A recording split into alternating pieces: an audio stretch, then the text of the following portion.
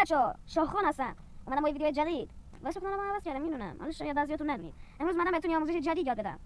امروز میخوام بهتون یه TNT انداز یاد بدم که بسازیدش و برای خونه دوستتون یا جای دیگه نابود کنید، نه فقط TNT روشن شه. بذارید سراغ این ویدیو با من همراه باشید. کانالمو دنبال کنید، سابسکرایب، لایک یادتون نره. خب بزن بریم سراغ ویدیو. لیتس گو. خب فیروز همینجا منتظرمون میمونه. همینجا. اول میایم اینجا دو تا سوراخ میکنیم.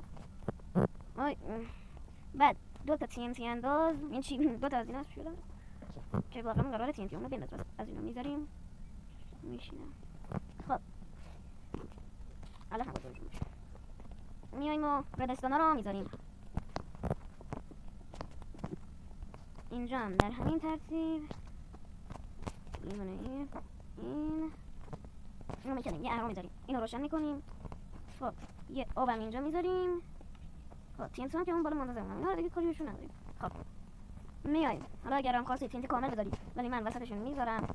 اصلش کلا ما وسطشون میذاریم، حالا شاید وسط دستشون بعضیا اینطوری نباشه. این هم از این هم. خب الان TNT اندازمون آماده شد. و یه نکته جالب، اگر بچه‌ها میخواین TNT اندازتون بالاتر بشه، TNT آتیشی پرتاب شه، من بهتون پیشنهاد میدم که جای اینکه اینجا آب بذارید لاوا بذارید. TNT تون اینطوری آتیشی پرت میشه. خب حالا ما با آب انجام میدیم. آماده اید؟ 1 2 3. همونطور که باشه می‌کنید TNT اینجا و پرتاب. این مثل حلقه پرتاب میشن و تا اون یکی پرتاب میشه دوباره هم میاد پرتاب شه. بله.